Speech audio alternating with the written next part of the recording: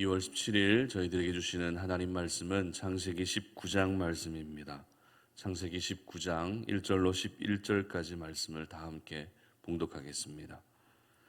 저녁 때에 그 두 천사가 소돔에 이르니 마침 롯이 소돔 성문에 앉아 있다가 그들을 보고 일어나 영접하고 땅에 엎드려 절하며 이르되 내 주여 돌이켜 종의 집으로 들어와 발을 씻고 주무시고 일찍이 일어나 갈 길을 가소서. 그들이 이르되 아니라 우리가 거리에서 밤을 새우리라. 롯이 간청하매 그제서야 돌이켜 그 집으로 들어오는지라. 롯이 그들을 위하여 식탁을 베풀고 무교병을 구우니 그들이 먹으니라. 그들이 눕기 전에 그 성 사람 곧 소돔 백성들이 노소를 막론하고 원근에서 다 모여 그 집을 애워싸고 롯을 부르고 그에게 이르되 오늘 밤에 내게 온 사람들이 어디 있느냐 이끌어내라. 우리가 그들을 상관하리라. 롯이 문 밖에 무리에게로 나가서 뒤로 문을 닫고 이르되 청하노니 내 형제들아 이런 악을 행하지 말라. 내게 남자를 가까이 하지 아니한 두 딸이 있노라. 청하건대 내가 그들을 너희에게로 이끌어내리니 너희 눈에 좋을 대로 그들에게 행하고 이 사람들은 내 집에 들어왔은즉 이 사람들에게는 아무 일도 저지르지는 말라.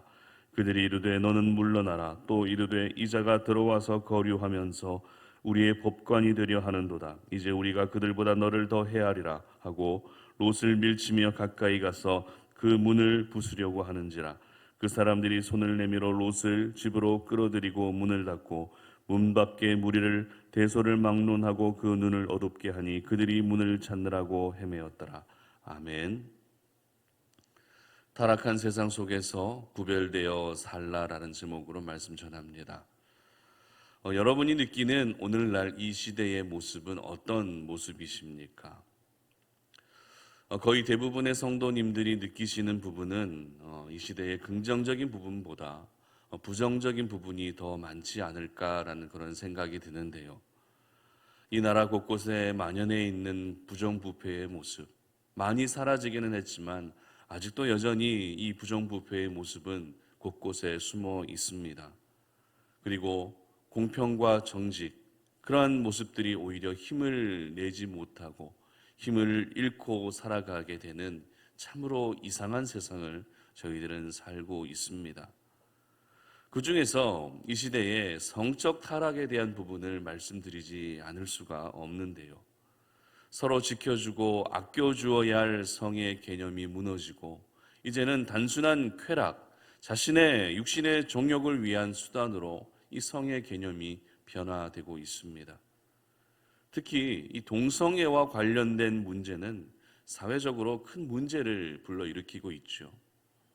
어느 순간부터 이 동성애를 미화하기 위해서 드라마를 비롯해 TV 프로그램에는 아무런 필터링 없이 동성애에 대한 부분들이 방송되고 있습니다. 그래서 동성애마저도 이 시대에 자연스러운 문화다라고 이런 분위기로 몰아가고 있습니다. 저와 여러분은 바로 이와 같은 시대를 살고 있습니다. 물론 사회 곳곳에 아직도 선한 양심이 남아있기는 하지만 사회의 전반적인 분위기는 어떻습니까? 걷잡을 수 없는 타락의 모습으로 나아가고 있다는 것입니다. 그렇기 때문에 이와 같은 타락한 세상을 우리가 살아가면서 저희들의 역할이 더욱더 중요해질 수밖에 없습니다. 이 시대를 위해 기도하는 것은 당연할 뿐만 아니라 그 타락한 세상에 절대 물들지 않아야 한다는 것입니다. 타락한 세상 속에서 하나님의 사람으로서 구별된 사람으로 살 수 있어야 한다는 것입니다. 이것이 바로 저와 여러분이 감당해야 할 시대적 사명인 것입니다. 오늘 본문은 소돔과 고모라의 이 타락한 모습을 그대로 보여주고 있는 본문인데요. 소돔의 가장 큰 죄악이 무엇이었습니까? 바로 성적 타락이었습니다. 이 성적 타락 중에서도 동성애에 대한 부분이 매우 심한 죄악으로 그렇게 나아가고 있었던 것입니다. 오늘 본문 5절 보시기 바랍니다. 롯을 부르고 그에게 이르되 오늘 밤에 내게 온 사람들이 어디 있느냐 이끌어내라. 우리가 그들을 상관하리라. 이렇게 기록합니다. 여기서 상관하리라라는 이 단어는 히브리 원어로 보게 되면 성관계를 맺겠다라고 하는 그런 의미를 가지고 있습니다. 다시 말해서 지금 롯의 가정에 들어온 두 천사들을 소돔 사람들이 강제로 동성 간의 성관계를 맺겠다는 것입니다. 이것이 바로 소돔의 현재의 모습을 보여주고 있는 가장 분명한 모습인 것입니다. 이 같은 타락의 도시, 이 같은 타락한 세상이 바로 소돔이었던 것이죠. 하지만 저희들은 이 타락한 소돔 땅 가운데에서도 유일하게 구별되어 살아가고 있는 한 사람을 보게 됩니다. 그 사람이 누구입니까? 바로 롯이라고 하는 사람입니다. 사실 롯도 온전한 믿음의 사람이라고는 보기가 어렵습니다. 왜냐하면 아브라함과 헤어질 때 롯은 물이 넉넉하고 풍족한 소돔 땅을 스스로 선택했기 때문에 그렇습니다. 믿음의 눈으로 바라보지 않고 인간적인 눈으로 보고 결정하는 롯의 모습은 결코 믿음의 사람과는 거리가 먼 모습이라는 것입니다. 그러나 오늘 본문에서 보여지고 있는 롯의 모습은 마지막 신앙적 양심, 마지막 도덕적 양심은 남아있는 그런 모습이었다는 것입니다. 1절 말씀 보시기 바랍니다. 저녁 때에 그 두 천사가 소돔에 이르니 마침 롯이 소돔 성문에 앉아 있다가 그들을 보고 일어나 영접하고 땅에 엎드려 절하매, 이렇게 기록하죠. 어찌 보면 이것이 우연한 일처럼 보여집니다.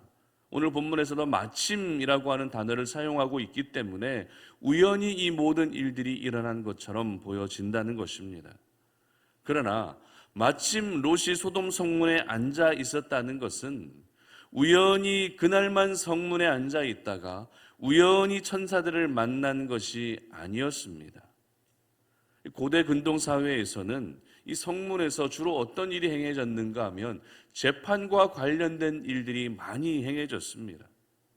바로 롯이 이 재판과 관련된 일을 하기 위해 성문에 앉아 있었던 것입니다.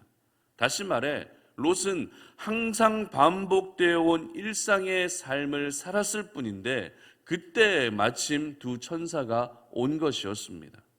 오늘 본문 9절 상반절 말씀 보시기 바랍니다. 그들이 이르되 너는 물러나라, 또 이르되 이자가 들어와서 거류하면서 우리의 법관이 되려 하는도다, 이렇게 기록하죠.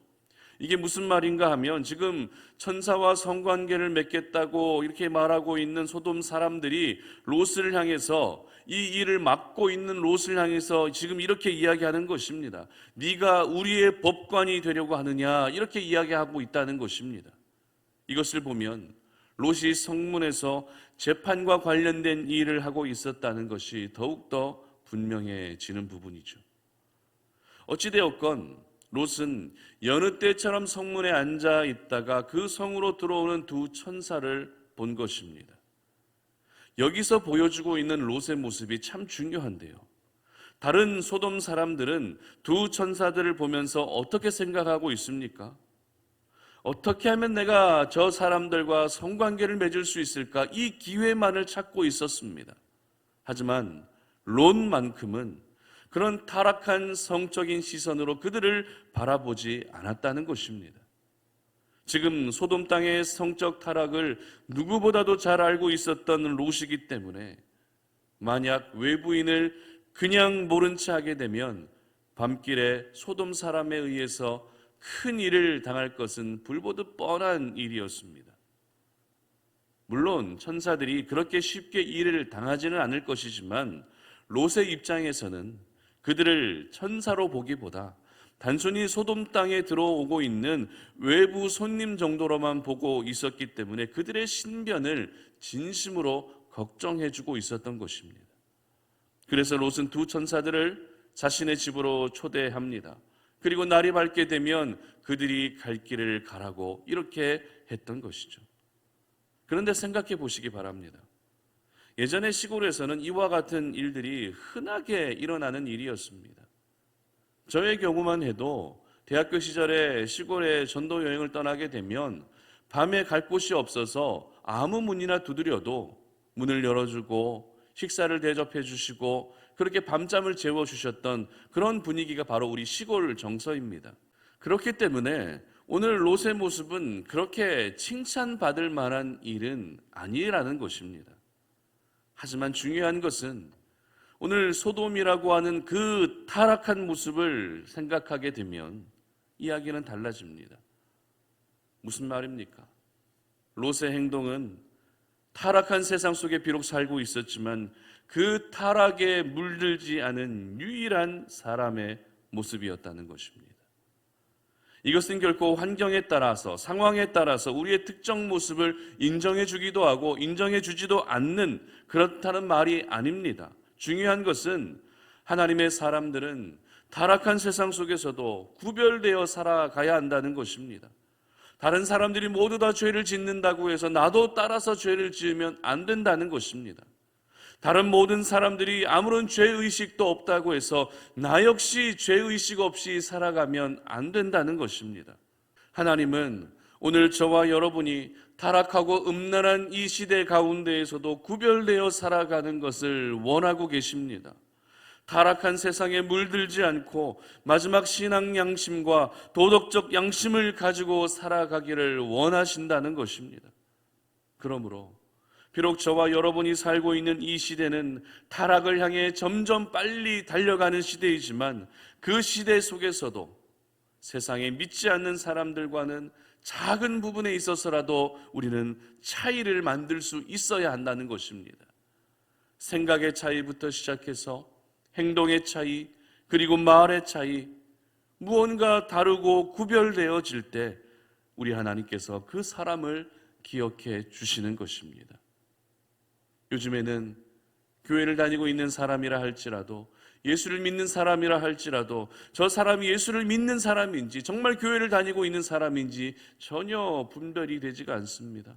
그만큼 교회를 다니고 있다 해도 세상에 믿지 않는 사람들과 전혀 차이가 없다는 것이죠. 그러므로 우리 송탄 오륜의 모든 가족들은 이 타락한 세상 가운데에서도 구별되어 살아갈 수 있기를 바랍니다. 구별되어진 여러분의 모습이 바로 하나님의 형상을 회복하는 시작이 될 것입니다. 그리고 구별되어진 여러분의 모습을 통해서 하나님의 영광이 드러나고, 그리고 구별되어진 여러분의 모습을 우리 하나님께서 영원히 기억해 주시는 그런 은혜가 있으시기를 주님의 이름으로 축복합니다. 함께 기도하겠습니다.